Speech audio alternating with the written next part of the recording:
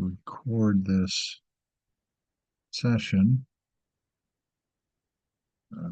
This way, those that don't make it, they'll have something to refer back to. So just give it a couple of minutes and let's see if anybody else is going to join us this evening.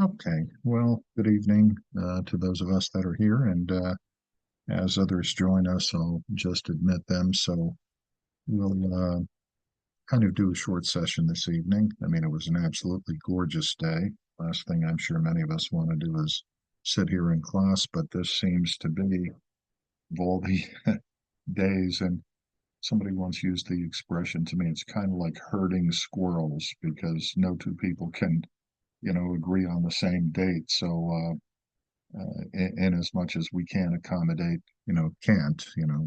cannot accommodate everyone. I'm recording this, so just be aware of that. And, that'll make this session available to those who are unable to attend. Um, just want to do a brief overview on the course and some expectations. I also want to put a couple of things straight as far as the syllabus is concerned. Recognize that in terms of the syllabus, hang on one second. In terms of the syllabus not just written for students, as I'm sure you realize by now. So, the chairs and the deans and so forth, they really love to see, a lot of different things on there. Some of you, I've had in class before, so you kind of already know this, but there are, some written analyses and things like this. And, I have to tell you, the deans love this stuff. They look and they say, oh, first week, 25-page paper is due and all of this stuff. They just think that's the greatest thing.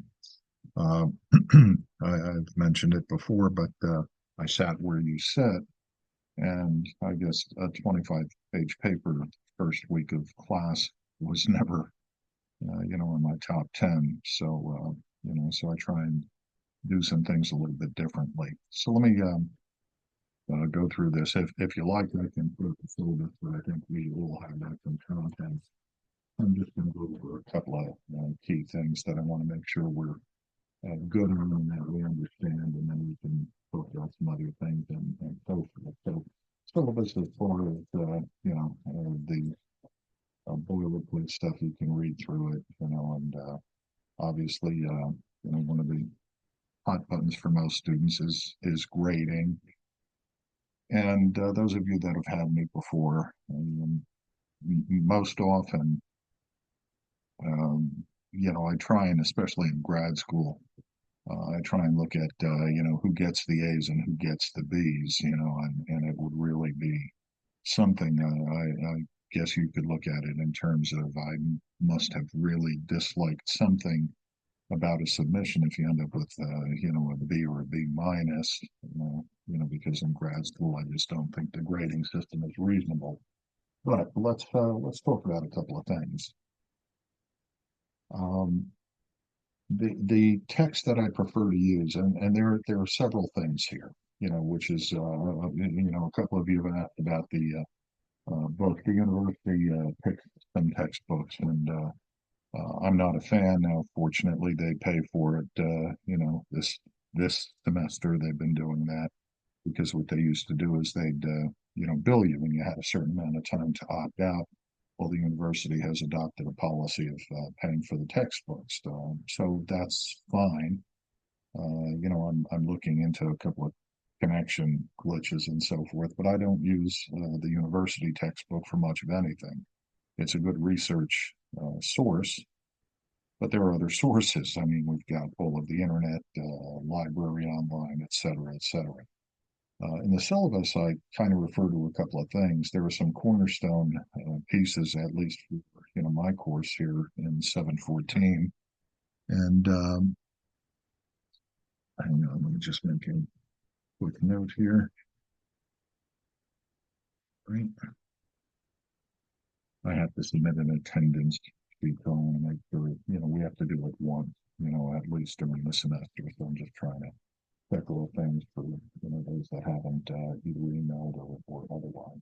But anyway, getting back to the syllabus. So the textbook, a good boilerplate textbook is a leadership book by Nordhaus, which I use as cornerstone. But again, it's not something you have to run out and buy because the cornerstone pieces are pretty much in contents, and that's trade theory and blah blah blah, all that good stuff.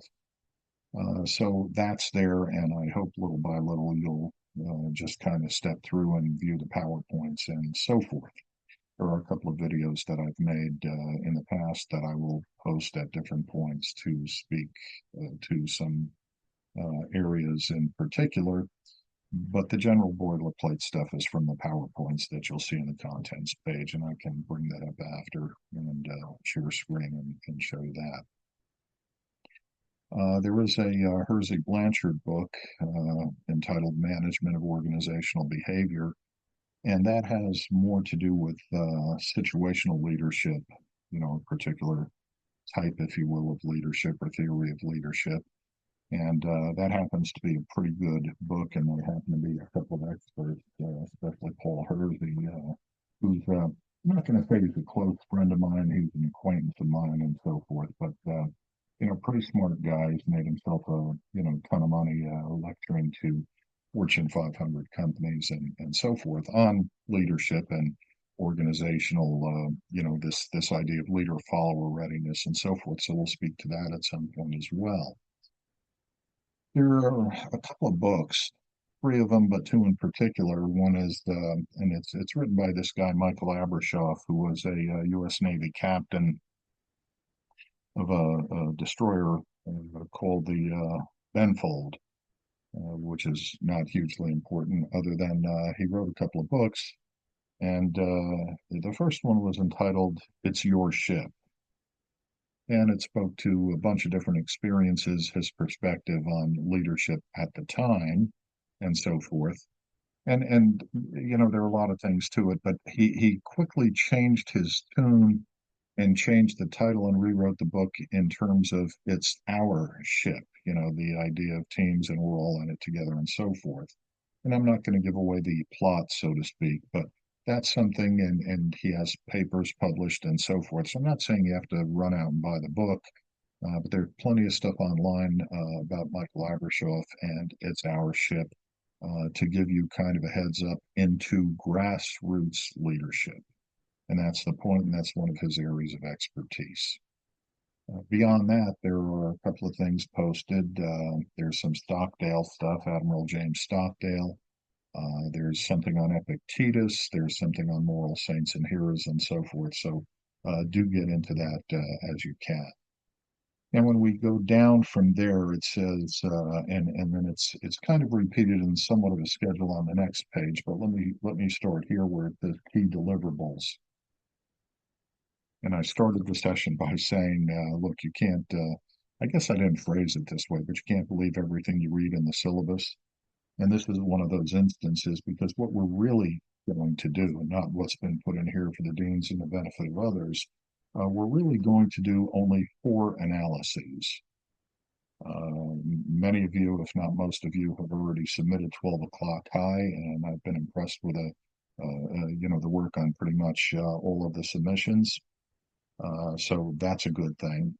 There is something which means nothing to you at the moment, but it will, entitled CIIL. So we're going to be doing an analysis on that. We're going to do an analysis on grassroots leadership, which is this Michael Abrashoff stuff. And then you're going to have an option of doing an analysis on either Epictetus or Stockdale. And we'll put more meat on the bones probably next week as far as that goes. And then your final deliverable. I don't do final exams. I mean, it looks good on the syllabus. I was actually pretty impressed with this final exam. 150 points and all that. That's great stuff. Deans love this stuff. We don't do final exams. We, kind of a euphemism for all of you this semester, we're not going to do a final exam. What you are going to do as a final is your final analysis on leadership philosophy. And we'll put some more meat on the bones there as well. Originally, it was just going to be an analysis, and then we were going to do some other things and a final exam and all of this. Well, that's not really what we're going to do. So we're going to do really 5 things: 12 o'clock high, CIIL, grassroots leadership, your choice of Stockdale or Epictetus, and then the final on this thing, leadership philosophy. Now let me start with the back end first, and we'll put the grading down for right now, but we'll touch that again.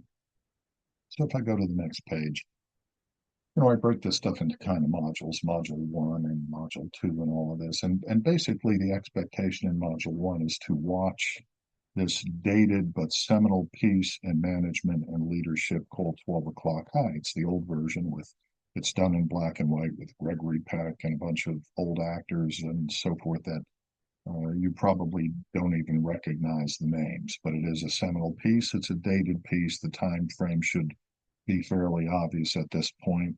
And while you don't personally likely know what the culture and society was at that point in time, this movie kind of depicts it pretty well, and we'll speak more to that as well. So 12 O'Clock High was put up there by me in module 1. And then if you look in the middle of the page there, introduction and expectations, well, it's kind of what we're talking about today. But then definitions and myths and management versus leadership and trade theory, skills approach, style approach.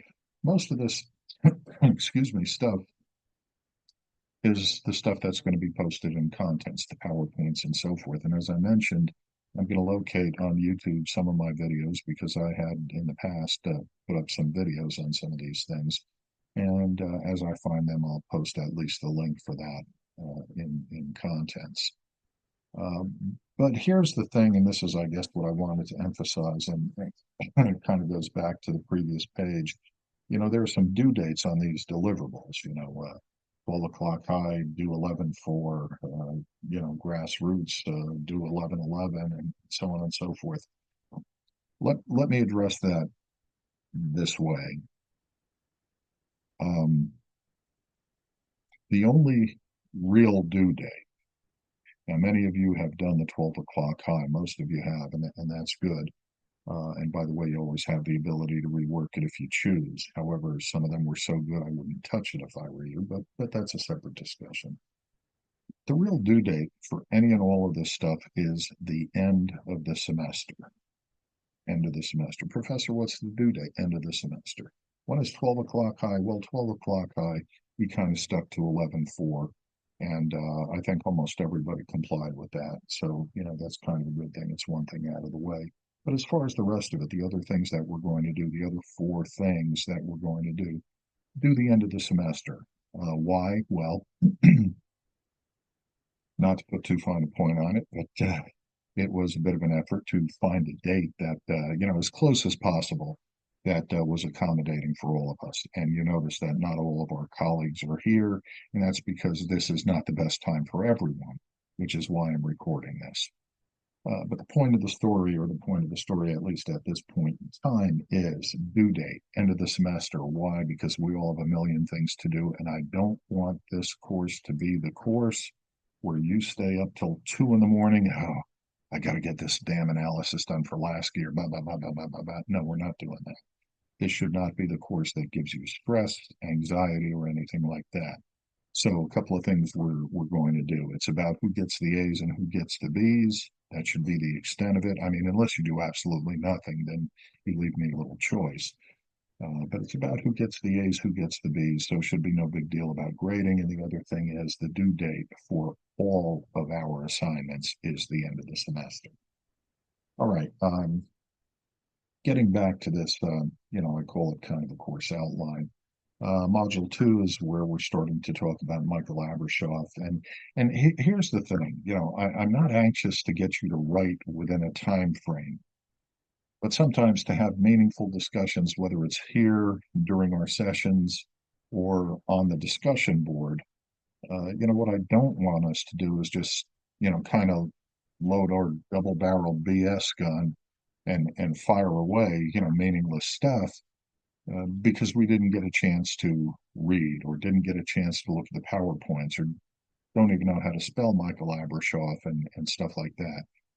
I'd rather that because look, we all have things to do and sometimes you just can't get to it. And remember, I sat where you sit, so I know that.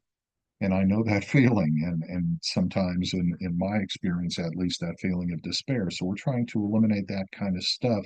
Having said that, I really would prefer as much as possible, not that you adhere to the due dates that I published here so much as I'd like you to at least be conversant in the areas that we're speaking of. So, we're not going to discuss it today, but next week when we meet, excuse me, I'd like us to be somewhat conversant in grassroots leadership.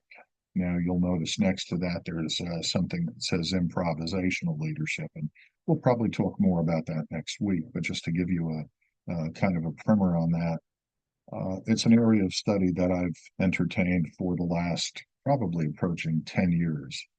And, I've written papers on the subject, I've attended conferences and had papers accepted on the subject and so forth. So we will spend a little bit of time, but I'm not having to do an analysis on that. You notice that's not on the hit parade. But I do want to spend some time on improvisational leadership because it is something that I feel is, contemporaneous with the way business works, given the environment and so forth. And then module 3, we go on to moral sense and heroes and a little bit of Stockdale and ethical leadership and decisions. Beyond that, the world of Epictetus, analyze a leader in action, and that will be a discussion. But by the time we get to module 4 and we discuss, then hopefully that'll be something we can all participate in one evening. When we start to talk about analyze a leader in action, I want us to be conversant in the criteria. Is it more the skills approach? Is it charisma driven? Is it this? Is it that? Rather than, well, this person's a really great leader and they were really nice to everybody. And so, they make a really great leader because, stop, just stop. This is grad school. This is not C spot run stuff. So, we really want to be conversant and somewhat objective in our discussion vis-a-vis an analysis, even though we're kind of doing it up here. That's kind of what we're looking for there. And then, we talked about applying utilitarianism to the Ukraine conflict, and we may change that, may not change that. It's not the conflict, specifically that I'm interested in, but about the concept of utilitarianism, in the context of a high stress, high stakes situation and so forth. And by the time we get there, we'll be talking about some other things. Um, Module 6, we inject a little bit of ethics into this, talking about nation statism. I'd like to bring that in from a leadership perspective. And then Module 7, the last thing that we're going to be doing is our leadership philosophy. And there's a rationale behind that, but we likely will not, speak to that this evening. So So that's what we're really going to be doing. So your deliverables, discussion board, need to participate in absolutely everything that I post. Well, no, but I'd like to see you participate in most of them. I'd like them to be pretty objective. Objective to mean that if we were writing a paper or doing an analysis, it would entail a small reference section and some citations rather than our own personal opinion. Much as we would like to think we are experts in almost everything, and you know, I guess that includes me sometimes as well, we're not. And so our opinion, and don't be upset by this. I tell most of my classes I'm not really interested in your personal opinion. Why? Because you're not an expert in the field. So what do I care what you think? You know, and that's not meant to be mean or cruel, but it's meant to say, okay, so how do I improve on that? How do I make my argument more robust? How do I entertain argument? Well, we do that the way we do most things, you know, through analysis and then bringing in the idea of referring to other, you know, potentially experts in the field and citing them in our discussion and in our work. So, in other words, citations, references. So our discussion board shouldn't just be some subjective opinion about something, because I mean that's gas bag stuff. You know, that's Brianna, you have your hand up. Go ahead. Yes, hi, Professor. I just had a quick question in reference to the like you want us to like reply to the discussions and things like that. When we're creating those discussions, are we able to use outside sources, or do you want us to strictly use whatever sources you provide for us? No, you use whatever. And as a matter of fact, great question. Thank you for asking that. I would like you, you know, whatever you feel is important. See, this is where you get, you know, skin in the game, so to speak. You know, if you feel, you know, you don't have to I don't want you to believe what I believe, follow what I, you know, that's not the way this works, but back up your argument. You know, picture me, I guess the best way I can answer this, and I mean, God forbid, but picture me sitting on your shoulder when you make some kind of a statement and I lean over and whisper in your ear, says who? That's where you get to, you know, excel. So use your sources, you know, wherever they may be. Now, look, we all know that nothing that I can think of is bias free. So at the graduate level, I expect us to recognize different biases and make note of that. And I'm not saying you can't use something because it differs in ideology or perspective or point of view or you know whatever context, uh, but be able to back it up. Does that make sense to you? Yes, that's perfect. That answers my question. Thank you. Sure, you bet, you bet. And so anyway, so you know, going back to this, it's those deliverables, discussion board. Hopefully, let me admit, Jose, and okay, give me a second here.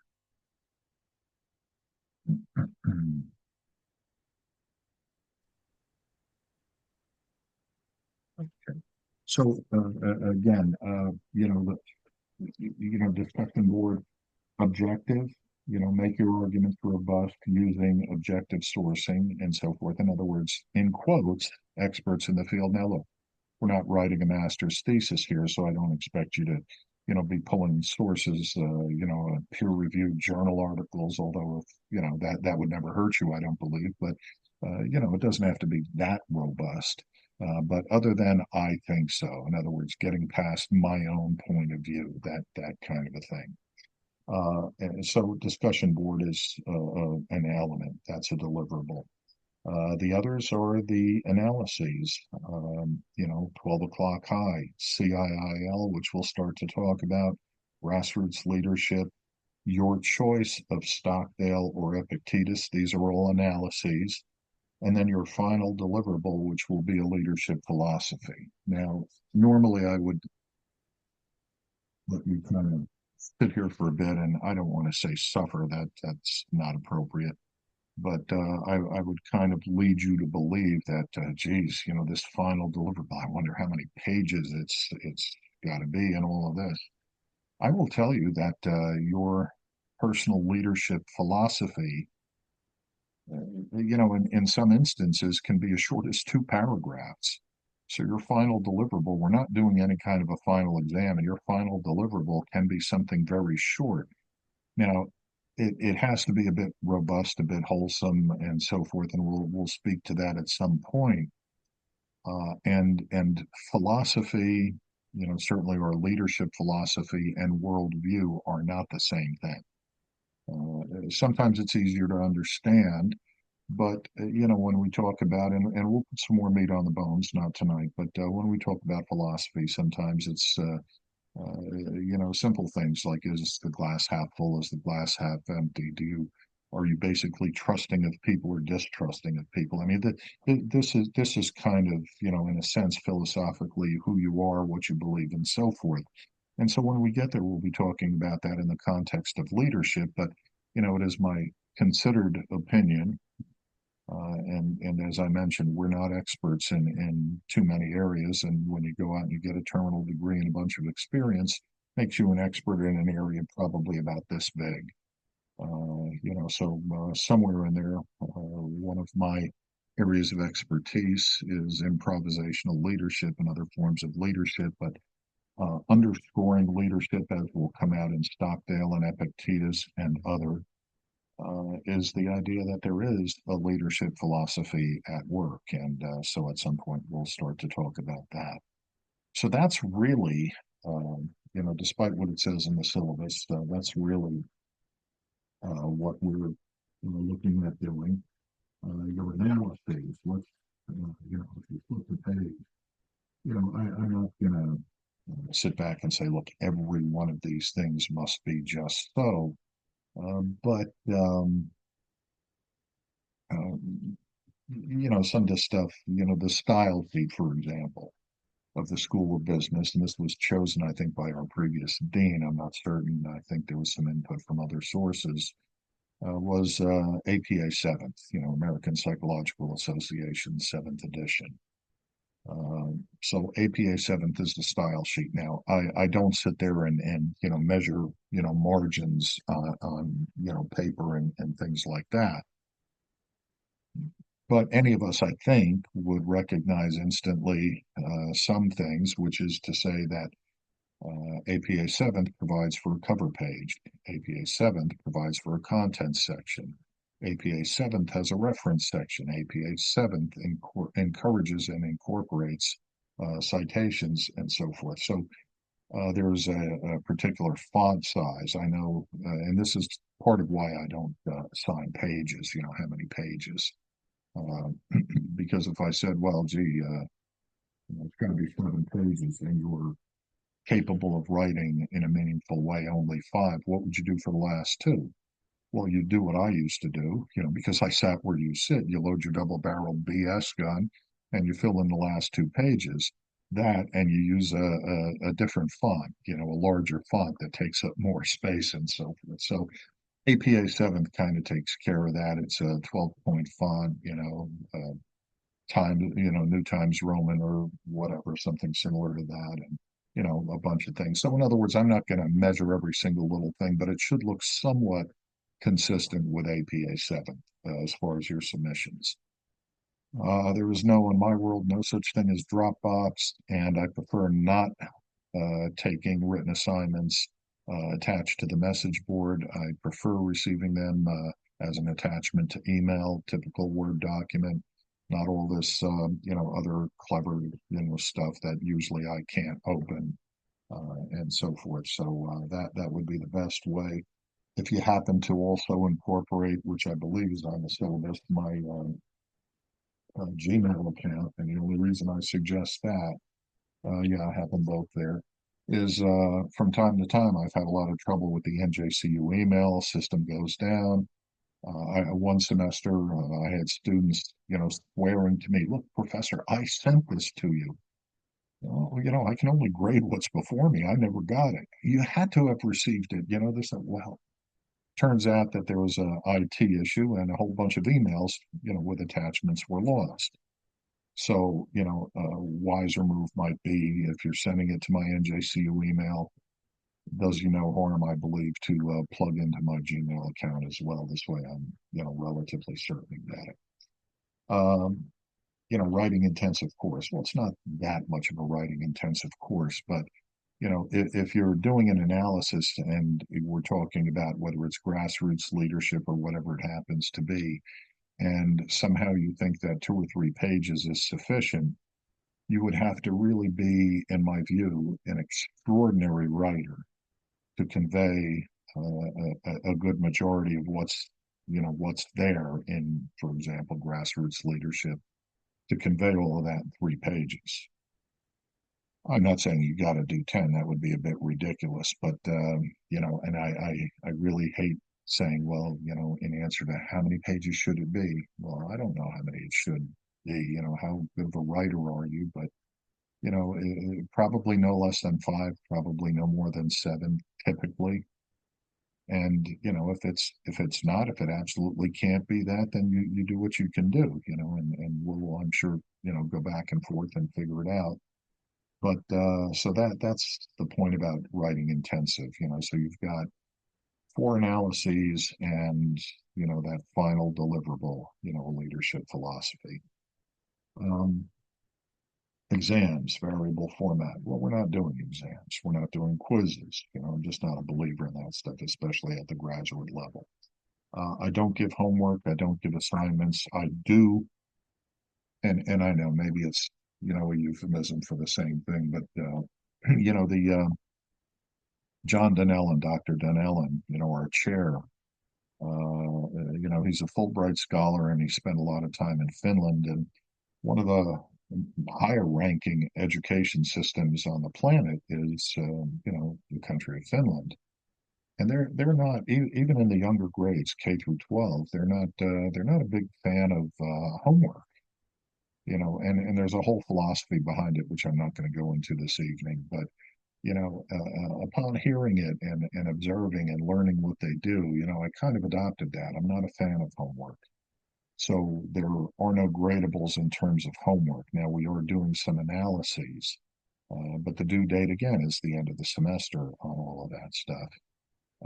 And I may from time to time task you. For example, I sent out something a bit earlier that said, "Look, put something up there about Stockdale. Watch that." So that's not homework. You're not going to do an analysis, per se on that video, and we're not going to quiz on it or any of that ridiculousness.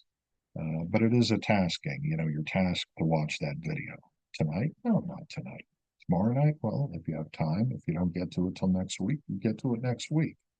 If it's the week after that, it's the week after that. I mean, you're in control of your life, and I'm certainly not going to be punitive. I used to hate professors that would turn around and say, well, this thing is due, whatever this thing is, but this thing is due Thursday by the close of business, or Thursday midnight. And if you're going to be late, it's a full letter grade. And well, I mean, I write some of that nonsense into the syllabus every once in a while because, as I mentioned, the deans and so forth, they love that stuff. I'm just not a fan of that. Why would I give you an arbitrary due date when we both know that I'm not reading it Thursday night at midnight or Friday night at midnight or Saturday or Sunday or Monday or Tuesday? So why would I do that to you other than, some form of, crude form of torture or something like that? So anyway, so I don't do homework, so you have no fears about that. I don't do quizzes, you have no fears about that. We're not doing the final exam, no fear about that. Due date for everything is the end of the semester. I prefer something a little more, uh, contemporary. No, by the way, no apologies. I don't do attendance other than I have to submit an attendance sheet once. Not my rules. We never used to have to do this, but anyway, no need to ever apologize for being late. We do the best we can. If you can show, you show. If you can't, you can't. And as I mentioned, I'm recording this so that those of us that were not able to be here, because again, some of us still have conflicts. I tried to pick a date that was okay for most, but again, still conflicts exist. So there'll be a recorded version of this floating around somewhere, and you'll be able to get your hands on it and listen to all this nonsense. So aside from that, I don't know. you can read through whatever you feel is important, and again, we will start speaking in terms of hard content probably next week, um, because tonight just getting familiar and so on and so forth. Um, I, I know there's a lot of AI generated stuff, and I think I referred to what is it, fastcompany.com and all of these other things. I don't use Turnitin software or any stuff like that. And I know there's plenty of AI stuff out there and so forth, but I'm gonna phrase it this way. Years ago, I was doing a course, and we were doing exams in those days. You remember those blue book finals and so forth. So I'd hand out a sheet, and people would sit there at the desk, and they'd go down the sheet and then write and do whatever, basically regurgitating whatever nonsense they'd picked up during the semester. So one student, approached me. I think it was 2 or 3 days after the final, and it was one of those things. There will be no repeat finals, no this, no that. The thunder and lightning, kind of stuff. And he came to me, very sheepishly, said, "Professor, look, I missed the final and everything like this." And so I reached over on my desk and I took a copy of it and I handed it to him and I said, "All right, bring it back next week." And the kid looked stunned and he looked at me and he said, "Professor, aren't you afraid I'm going to cheat?" And I looked at him and I said, "Well, let me ask you this. At the end of the day, who are you cheating? You may get a grade that's a little higher than you deserve, perhaps, but who are you cheating? You're not cheating me. Who are you really cheating here? And you obviously understand the answer to that. So same thing here. The requirement is to do an analysis on CIIL, on grassroots, et cetera, et cetera. Whatever tools you use, you use. I'm not the conscience police. I'm not the Turnitin software police or anything like this. So, you do what you feel you have to do, given the context and environment in which you live in and you're operating in. So I have no fears about that. You should not either. And I guess if you understand my point, I'll just leave that where it is. Um, bunch of different things here. And at the back end of the syllabus. So if and when you get around to coming to it, please do. Let me spend a little more time with you, and then we'll be out of here. I do want to share this. So you go to contents, and obviously there's a whole bunch of stuff here. So copy of the syllabus here if you're interested. This is that Stockdale thing that I wanted you to watch. So as you can, that's a tasking. It's not homework, no quizzes, no trickery here or anything like that. So I'd like you to do that. There are some other Stockdale things, specific, longer individual versions, but you're getting the lion's share of it here. Yeah. Okay, I didn't mean to start that. So let's uh, let's go back and okay. Let me do it this way. Hang on for a second.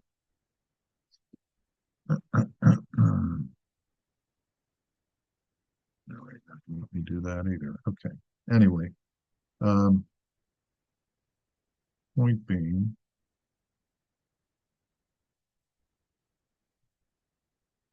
anyway, okay. I'm just gonna, because if I don't want to stop the recording. So if I minimize something, it's going to stop that. So I just want to keep this going. Point being, go through the content section. Lower part of the content section, you're going to find a bunch of PowerPoints, as I mentioned at the beginning of the session tonight. Start to look through those things. That's really the front end of the syllabus anyway, just so you're conversant with the different theories. And a lot of that comes from Nordhaus, but you don't need to buy the book or, pretty much any book. And I will be adding some things to contents to make life a little bit easier. And with that, I mean, that's really about all I wanted to accomplish this evening. So, with that, questions, issues, concerns? Yeah, hey Professor, I just wanted to ask you, I had sent in the first analysis to both your emails plus on Blackboard. I just wanted to know if you received it. I did. I did, and I usually try and respond to them. So you will get a response from me shortly. And about the only things, because I received a lot of the 12 o'clock high, because, that occurred before we had a chance to meet. And for me to tell you that the due date's really the end of the semester, but that's fine.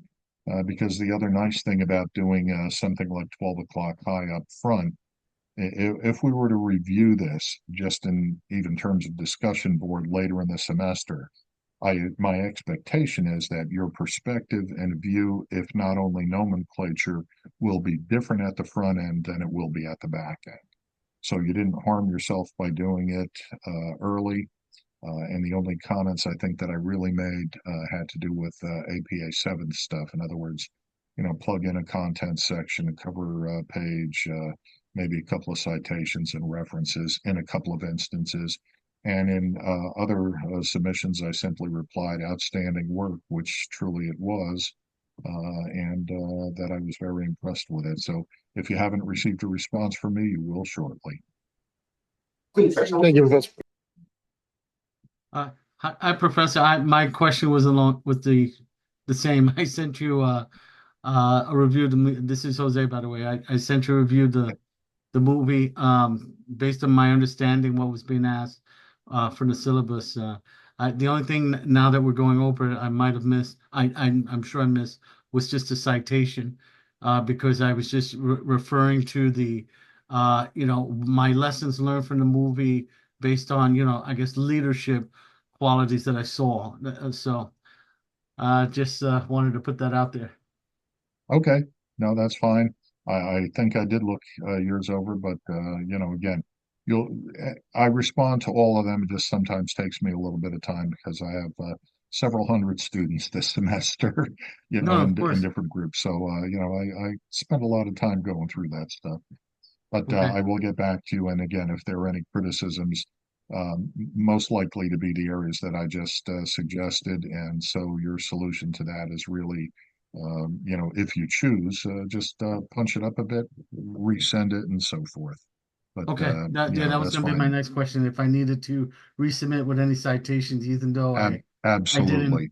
yeah, I didn't kind of look for any material per se. I was just more of my observation that I saw from the movie, not, that sort of thing. Cool. Okay. Oh, All right. thank you, Professor. And Oh, you're welcome. You're welcome. Okay, now I don't want to make an enemy tonight, so I'm not even. Yeah, I'm going to ask you to pronounce your name correctly once, so I don't f it up.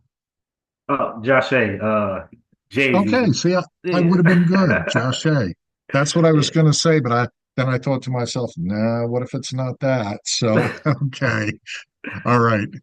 Well, So I what's know up? that mine is not really particular to or pertaining to the assignment or syllabus, but I know I was looking forward to having this class with you again. I know I did innovation course and it was amazing. And I just want to say thank you. I'm pretty sure you made a lot of our nights because we've been talking. We was a little stressed out about the syllabus.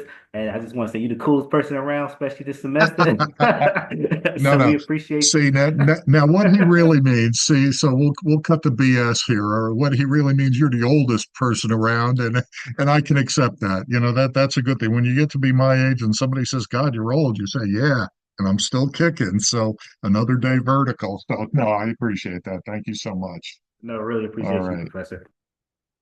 thank you. All right. Okay, if there aren't any other crises, and look, we can always set up private Zooms. Email me. We can do whatever we need to do. Don't let this be the course that stresses you out. If there are any issues, and I say this to my classes as well. Stuff like family comes first. So if it's ever, oh, I can't go because nonsense, nonsense. Family, kids, the whole that comes first, your health and safety, because look, nobody at the university And by the way, if you're ever thinking of driving into the university or something like that, not for this class this semester, but if the weather's bad, we're all adults. You stay home because nobody's going to, get you a brand new car if God forbid you wreck out on the way to school. So let's just take deep breaths. We'll get through this. There's no stress. Any issues, reach out to me. Any other concerns, issues I can address? Then listen, go have dinner, have a great evening, reach out to me if you need me. And see, back in the old days, Batman, same bat time, same bat channel. We'll see you next Monday if nothing comes up before. Have a great evening. Thank you, Professor. Professor. Have a Thank you, good one. Professor. Great evening.